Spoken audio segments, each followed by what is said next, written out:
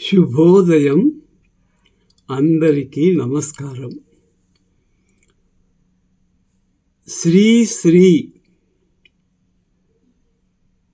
బసవేశ్వరుల వారి యొక్క జీవిత చరిత్రలో భాగంగా మనము ప్రప్రథమంగా కారణ జన్ములైనటువంటి బసవేశ్వరుల యొక్క జన్మకు నేపథ్యం అంటే దానికి ముందు ఏం జరిగిందనే విషయాల నుంచి ప్రారంభించి జీవితయాత్ర కొనసాగిద్దాం. అది 10-11వ శతాబ్దం. వైష్ణవము, శైవము అని ఒకవైపు, బౌద్ధము, జైనము అని మరొక వైపు మతాలు ఒకరి మీద ఒకరు బురద చల్లుకుంటూ ఎదుటి మతంలో ఉన్నటువంటి లోపాలను భూతద్దంలో చూపిస్తూ మా మతంలో చేరండి, మా మతంలో చేరండి అని మత గురువులు, మత పెద్దలు, మత ఛాందసవాదులు ప్రజలను రెచ్చగొట్టారు. ముఖ్యంగా వైష్ణవ మతం, శైవ మతం మధ్యలో ఈ పోటీ తీవ్రమైనటువంటి ఫలితాలకు, ప్రభావాలకు దారి చూపింది. శివాయ విష్ణు రూపాయ విష్ణవే శివరూపాయ అని చెప్పారు కదా. శివుడంటే విష్ణువు, విష్ణువు అంటే శివుడు. శివకేశవులకు భేదం లేదు. కానీ ఈ మత పెద్దలు, వైష్ణవ మతాన్ని అనుసరించేవారు శివమతమును విమర్శిస్తూ, శివభక్తులపై దాడి చేస్తూ, శివాలయాలను కూల్చివేస్తూ దురాగతాలకు పాల్పడ్డారు. అలాగే శైవ మతస్థులు కూడా వైష్ణవ మతస్థుల మీద దాడులు చేస్తూ, దేవాలయాలను కూలగొడుతూ, దురాగతాలు, అరాచకం. ఇలాంటి సందర్భంలో ప్రజలు, అమాయక ప్రజలు ముఖ్యంగా దిక్కు చోతని స్థితిలో కొట్టు మిట్టాడుతూ ఉండగా లోక కళ్యాణార్థమై ముల్లోకాలు తిరిగేటువంటి ఆ నారద మహర్షుల వారు అలా దేశ సంచారం, లోక సంచారం చేస్తూ కైలాస పర్వతాన్ని చేరుకున్నారు. నందీశ్వరుడు లోపలికి వెళ్ళి శివపార్వతులకు విన్నవించాడు. నారద మహర్షులు తమ దర్శనార్థం విచ్చేసి ఉన్నారని తెలిపాడు. ప్రవేశపెట్టండి, మీరే స్వాగతించి తీసుకొని రండి అని పంపారు నందీశ్వరుని ఆ పార్వతీ పరమేశ్వరుడు. నారద మహర్షి నారాయణ నారాయణ అనుకుంటూ ఆ కైలాస శిఖరం మీద కొలువు తీరినటువంటి, ఆ మంచు కొండపైన కొలువు తీరినటువంటి శివపార్వతుల దర్శనం చేసుకొని ఓం నమః శివాయ, శివాయ నమః అని వారిరువురిని నమస్కరించారు. అప్పుడు ఆ పరమశివుడు నారదుల వారికి ఉచితాసనము చూపించారు. దయచేసి మహర్షులు తమ ఆసనాన్ని అధిరోహించండి, ఆసీనులు కండి అని కోరారు. నారదుల మహర్షి వారు తన ఆసనములో కూర్చొని ఆ శివపార్వతుల వైపే చూస్తూ ఉన్నారు. ఒకవైపు పార్వతీదేవి నారదుని వైపు, శివుని వైపు కొరకొర చూస్తూ ఉంది. లేక లేక ఏకాంతంలో ఉన్నటువంటి పరమశివుణ్ణి ఇబ్బంది పరిచినటువంటి నారదుని మీద కోపంగా కూడా ఉంది. అయినా తప్పదు కదా. ఆ మహర్షుల వారు ఊరక రారు. నారదుల వారు వచ్చిన విషయం తెలియజెప్పండి, ఎలా ఉంది భూలోకం, అక్కడి పరిస్థితులేమి అని సర్వమూ తెలిసిన ఆ ముక్కంటి ఆ త్రయంబకేశ్వరుడు నారదుణ్ణి ప్రశ్నించాడు. అయ్యో పరమేశ్వర, సర్వాంతర్యామి, ఆది గురువు, ఆది దేవ, ఆది యోగి నీవు, నీకు తెలియనిది ఏముంది ప్రభు?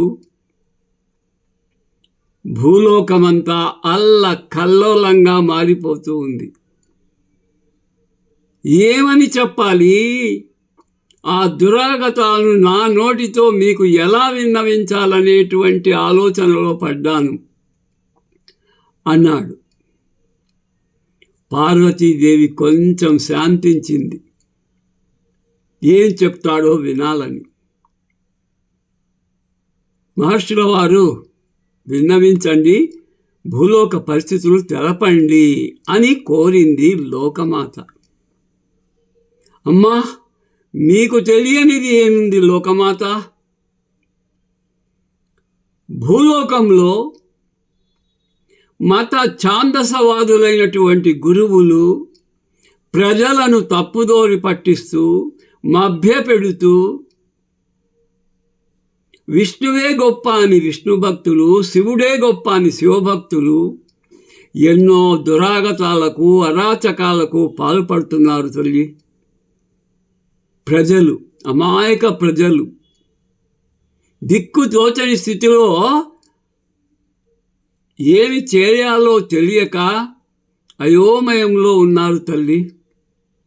వాళ్ళ బాధలు అంతా ఇంత కాదు. ఎక్కడ చూసినా హింస, మత ఛాందసం, అగ్ర కులాల అరాచకం, అంటరానితనం, వెనుకబడిన కులాలు, నిమ్న జాతులు, దళిత జాతులు అని కుల వివక్షత చూపుతూ అడుగడుగునా వాళ్లను అవమానపరుస్తూ, ముఖ్యంగా స్త్రీలు, తల్లి నీకు తెలియనిదేముంది? స్త్రీని వంట ఇంటి కుందేలుగా చేసి, స్త్రీ వేదాలు చదవకూడదు, గాయత్రీ మతం జపించకూడదనేటువంటి అనేక కఠిన నిర్ణయాలతో ఆమెను వంట ఇంటి కుందేలుగా మార్చేశారు. ఇక ఈ భూమిపై మన సనాతన ధర్మానికి, మన వైదిక ధర్మానికి ముందు ముందు మనుగడ లేకుండా పోతుందేమో. వీళ్ళ అంతఃకలహాలను ఆసరాగా తీసుకొని ఇతర మతాలు రెచ్చిపోతున్నాయి, పెట్టేగిపోతున్నాయి. ఇది తల్లి పరిస్థితి, ఇది తండ్రి పరిస్థితి. మీరు తప్పక భూమిపై అవతరించి ఈ గడ్డు స్థితి నుండి ప్రజలను బయటకు పడవేయాలి. నీదే బాధ్యత స్వామి, పరమేశ్వర, శివ, శంకర అని వేడుకున్నారు. పరమశివుడు చిరునవ్వు నవ్వుతూ పార్వతి వైపు చూశాడు. అమ్మో, ఆమె కొరకొర చూపులు చూస్తూ ఉంది, మార్చి మార్చి చూస్తుంది. శివుణ్ణి చూస్తుంది, నారదుడిని చూస్తుంది. ఈ నారదుడేమో తంటా తెస్తున్నాడు, ఈ కలహ భోజనుడు ఏదో మాకు ఎడబాటు కల్పించబోతున్నాడు అని ఆమె కోపంగా ముఖం ఎర్రగా మారిపోయింది. అప్పుడు ఆ లోకేశ్వరుడు నారద మహర్షితో ఇలా చెప్పాడు.